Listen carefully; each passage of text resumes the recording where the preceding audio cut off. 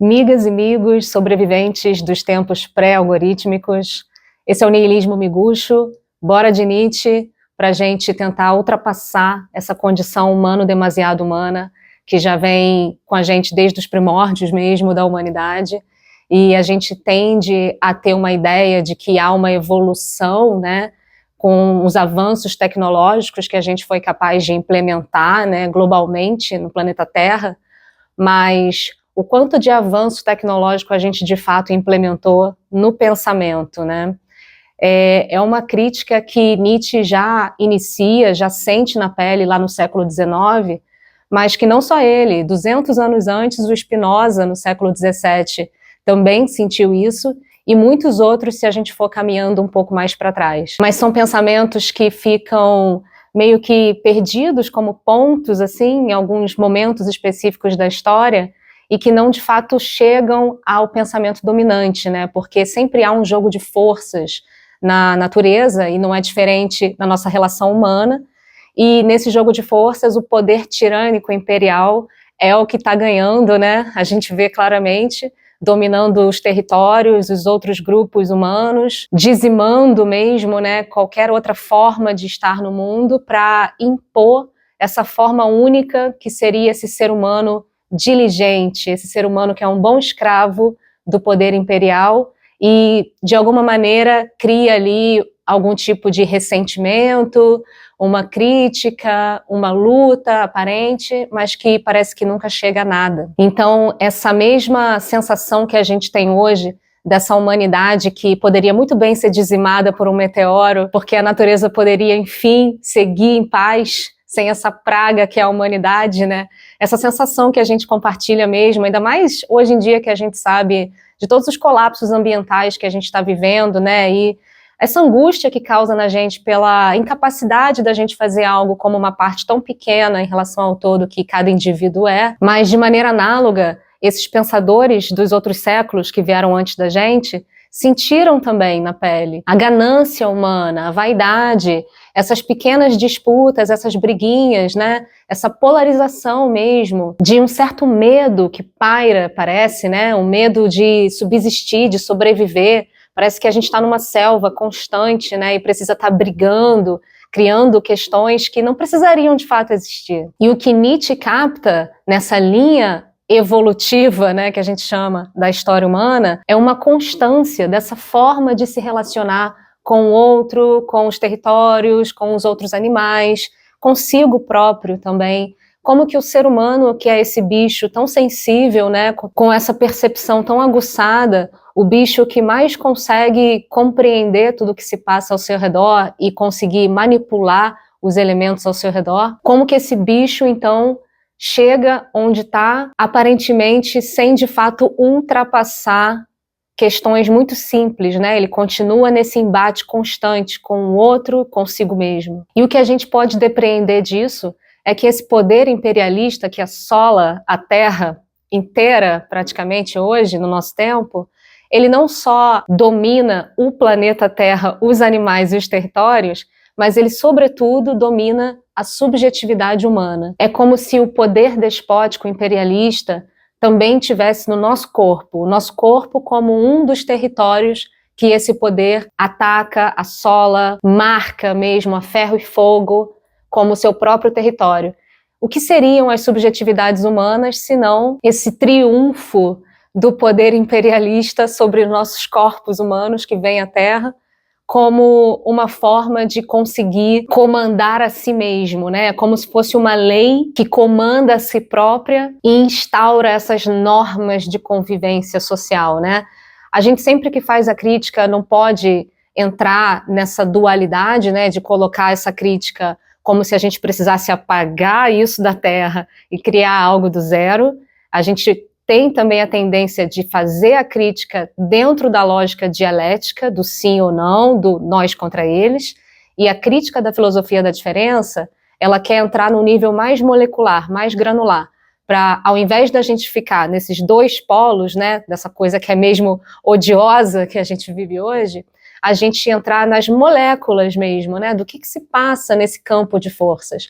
Que forças são essas que estão ali batalhando ao longo de milênios para a gente chegar hoje nisso que a gente chama de neoliberalismo, com essa produção de subjetividades, que são esses seres humanos diligentes, que sabem olhar o relógio, que sempre chegam ao seu trabalho e fazem tudo bonitinho para os seus senhores, e que ao mesmo tempo os próprios senhores também têm muito de escravos dentro deles, para outras relações que eles estão vivendo, ou seja, a gente instaura na humanidade essa relação senhor e escravo no nível molecular em cada um de nós. Porque é só a gente pensar, né, que eu é esse que fala na gente, né, que eu é esse que você está em alguma situação, em algum acontecimento, você age de alguma determinada maneira e depois você se culpa, depois você revisita aquilo e fica com aquilo lá como se você estivesse se julgando, né, criando uma lei despótica sobre o seu próprio comportamento, né, que eu é esse que fala na gente, né, de maneira mais proeminente mesmo, né, conosco,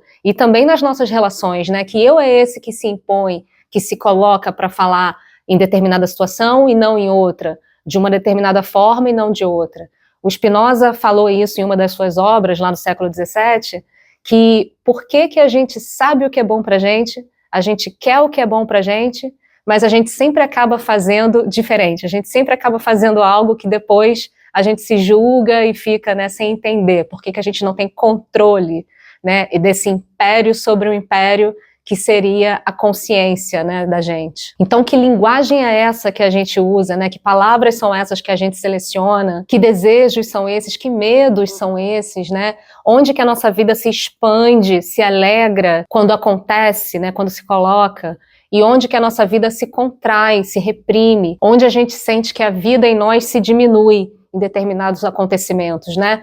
São detalhes, né? São microsensações aqui e ali que a gente não tem tempo para pensar, né? A gente está sempre embebido nas situações do dia a dia, na necessidade de responder ao tempo do outro, responder ao horário do relógio, ser diligente o suficiente para sobreviver, né, nessa selva capitalista.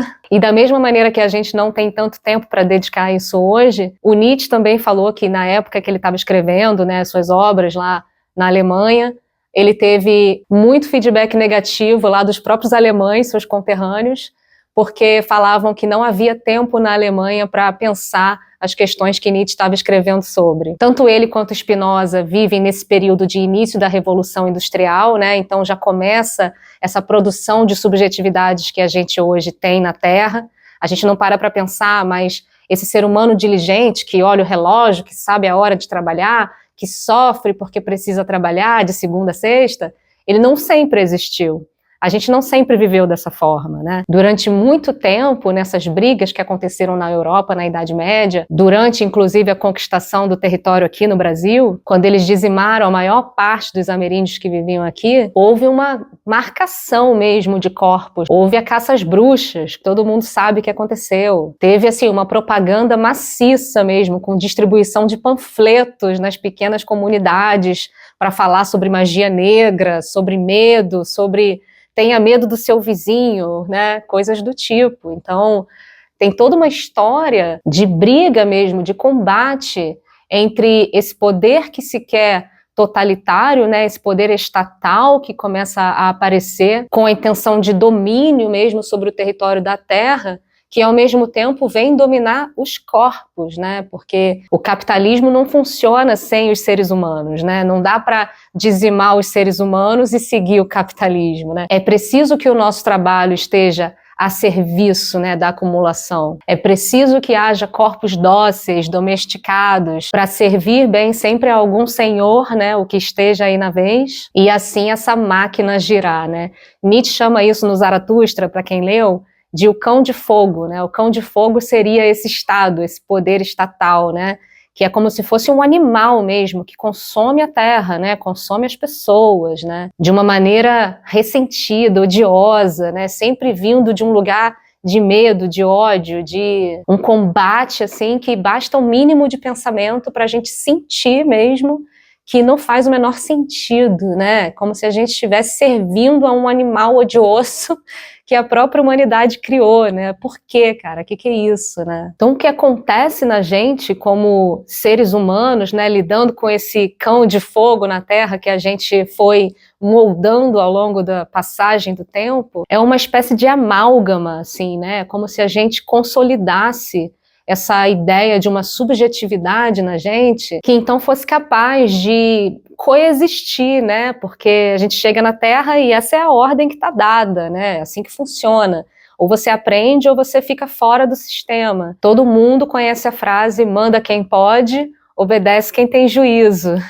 E o que é esse juízo, né? Senão um produto dessa interação humana, né? Que passa a ser dominada mesmo por essa ideia de medo que a gente tem. Quantas pessoas você conhece que não ficam inflamadas, assim, que ficam odiosas, odientas, quando o assunto é a lei e a ordem? A lei e a ordem virou uma coisa, assim, que a gente tem como a única salvação da humanidade, né? Mas será que é a salvação mesmo ou será que é uma propagação desse poder estatal?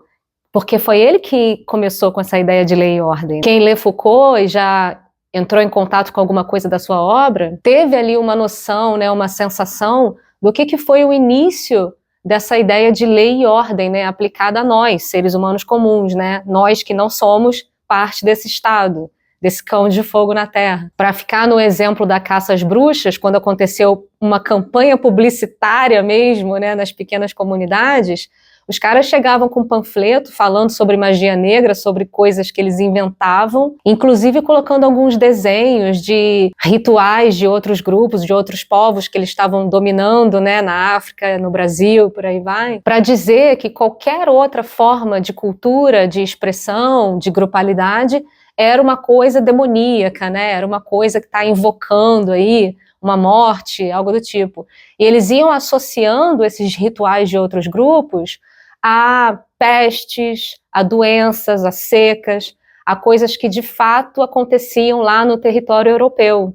Mas aquele território já passava por esses problemas de escassez desde muito tempo, né? É uma questão do território, uma questão geográfica. Mas aí o que acontecia? Eles aproveitavam essa questão geográfica para juntar com o que seria uma atividade demoníaca que alguns seres humanos estavam performando, e, portanto, você que mora aí nessa vila, nessa pequena vila, precisa ficar de olho se o seu vizinho, por acaso, não está fazendo parte desse grupo de magia negra, entendeu? Porque se ele tiver, você precisa denunciar para o poder público. Denuncie seu vizinho. Faça algo de bom para sua vila hoje, né? Tipo mesmo uma campanha, assim, com CTA e tudo, né? Com o famoso call to action. A própria palavra vilão que a gente usa hoje, que a gente recebe empacotada hoje de Hollywood, né? De tantas produções da cultura popular, é uma palavra que começa a se tornar negativa justamente nessa fase, nesse período da Idade Média da caça às bruxas, porque o vilão antes nada mais era do que a pessoa que mora na vila. Ele não tinha nenhuma conotação nem boa nem ruim, ele era só alguém que morava numa vila. Mas aí, com o tempo, ele vai se tornando vilão, né, porque ele está envolvido de alguma maneira com magia negra. A coisa é engraçada até, né, se a gente for pegar assim como uma historinha, né, mas ela também pode ser muito profunda, se a gente perceber as implicações que isso vai tomando com a passagem do tempo, né, essas concepções, essas ideias que nascem de maneira até engraçada, se a gente olha hoje, elas vão se tornando algo assim, muito enraizado mesmo, né, na sensação das pessoas que vivem ali. Então, naquele período que as pessoas nunca tinham visto isso, ninguém nunca tinha recebido panfleto falando de magia negra e falando que seu vizinho podia estar fazendo isso, né, que isso era perigoso. Então, isso gera um medo, né? Isso gera uma desconfiança e uma vontade de querer, né, fazer algo, então, né? Já que isso é um problema, né? É criado ali um problema para aquelas pessoas que antes não existia, né? Elas achavam que a seca, as pestes, etc., eram qualquer outra coisa, né? E não potencial culpa do meu vizinho, da minha vizinha, que poderia estar fazendo magia negra. E esse medo, essa desconfiança, essas sensações, esses afetos, eles movem, né? O que move a gente, ser humano, senão o que a gente sente? né? Muita gente até fala que é como se o intestino, né, esses órgãos que trabalham na gente fossem até mais fortes, né, mais poderosos assim, em relação às nossas sensações do que o próprio cérebro. A gente não é só uma mente que pensa de maneira analítica todos os detalhes, né? A gente é um corpo, a gente é uma vivência, um conglomerado de forças que estão em relação desde a hora que a gente nasce. Alguns dizem que até quando a gente está na barriga da mãe. Então, que complexidade é essa que se dá no nível individual, mas sobretudo em relação com o social, né? Com toda a história desse social, desde os primórdios, que vai moldando ali a qualidade dos afetos, como que a gente interage com o outro, que comportamentos são aceitos no grupo e que comportamentos não são. Então são detalhes que realmente não havia tempo na Alemanha do século XIX para pensar sobre isso, né? As pessoas estavam preocupadas em terem suas subjetividades muito diligentes para essa revolução industrial, né? Em serem bons escravos ali do que estava acontecendo, porque de fato, né? Você precisa do dinheiro, né? Você precisa pagar a sua comida, você precisa sobreviver de verdade, né? Ali, talvez antes de você parar para pensar nesse nível molecular das coisas. Mas atentar para isso é compreender que as forças mesmas que atravessam a gente também fazem parte desse embate que a humanidade trava com ela própria ao longo da passagem do tempo. Então essa colonização que se dá nos territórios se dá sobretudo nos nossos corpos, nas nossas subjetividades. Então a gente vem ao mundo filhos desse poder despótico, que a história é contada pelo vencedor. Isso a gente também aprende na escola, né? De alguma maneira, isso passou, né? Essa noção passou para a escola tradicional, que é o fato de que quem morre, né? Quem é morto em combate, não fica para contar a história, né? Que histórias a gente tem hoje dos povos que viviam no Brasil antes da invasão imperial? Muito poucas. O que a gente tem é a história de Portugal, né, que a gente estuda na escola. A gente sabe da história do conquistador, né? A gente não sabe da história do conquistado. Mas o conquistado vive em nós, porque não é a gente que de fato está ali escrevendo a história do livro que é explicado na escola. A gente está sendo marcado por esse conquistador que escreve o livro, né? Quando a gente é criança e está lá aprendendo aquela história como se fosse certa, né? A única. Inclusive, a gente aprendendo a chamar tudo na Terra de recurso, né? Esse nome é maravilhoso, a gente chama recursos naturais renováveis, né?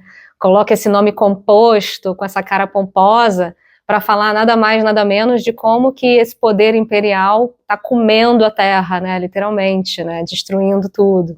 Mas ensinando para a gente esse nomezinho, né? Recursos naturais, para a gente chamar o que de fato são elementos que a gente poderia estar se compondo de uma outra maneira mais interessante.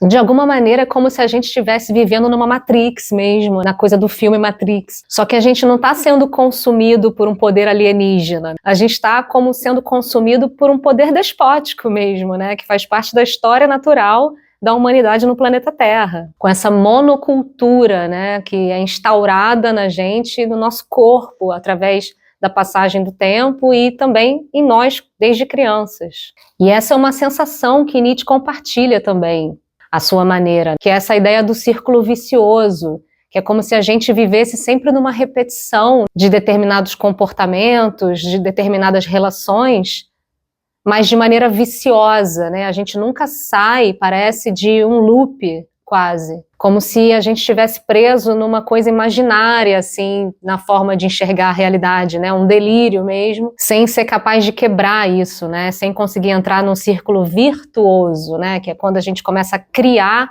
outras formas de se compor com essas questões. Então, como que a gente se conecta conosco, né, com as nossas próprias forças? Como que a gente começa a criar um tempo próprio? Toda a natureza tem um tempo próprio. Tudo que é vivo, né, todos os animais, as plantas, tudo tem um tempo próprio de se compor, de criar ali outras formas de ir se compondo com seu meio. Mas a humanidade fica sempre respondendo a esse cão de fogo, né? Esse poder estatal que se quer único na Terra, né? Respondendo ao horário do outro, às demandas do outro, e não conseguindo se conectar com o seu próprio tempo, que pode, às vezes, demorar muitos dias, às vezes anos, mas às vezes é questão de segundos mesmo. Você está numa determinada situação e ao invés de você responder de qualquer maneira, rápido, né, por hábito, você criar uma indeterminação ali, um segundo que seja, para você tentar trazer mais, né, trazer mais elementos da sua experiência, da sua vivência, para uma possível resposta nova, né, inédita, para você criar algo novo na existência mesmo. Porque isso não é sobre dominação, sobre controle, sobre vaidade, sobre todas essas questões, né, da humanidade, essa coisa pesada que a gente vai arrastando. Isso é sobre a leveza, né? Isso é sobre a composição do ponto de vista da nossa própria força, com esse campo de forças mesmo, que é a existência.